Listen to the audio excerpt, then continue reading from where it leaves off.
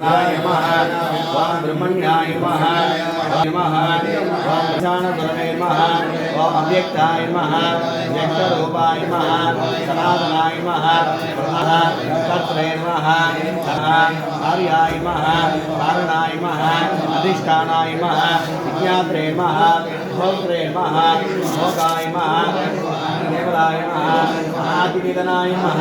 साक्षिणे नमः नियन्त्रे नमः नियमाय नमः यमाय नमः वाक्पदये नमः वाक्प्रदाय नमः वाक्पुणे नमः वात्स्याय नमः वक्रे पितामह गुरवे नमः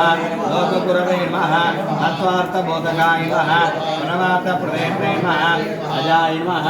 परब्रह्मणे नमः सनातनाय नमः वेदान्तवेद्याय नमः वेदबोधकाय नमः सर्वविद्यात्मकाय नमः ओम शांताय नमः चतुष्षष्टिकलाय गुरवे नमः पदार्थाय नमः मंत्रमूर्तये नमः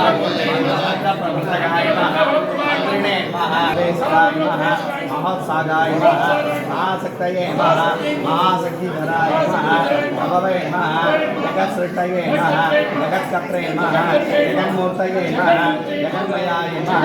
जगदातये नमः अनातये नमः जगद्बीजाय नमः जगद्गुरवे नमः ज्योतिर्मयाय नमः प्रकाशात्मने नमः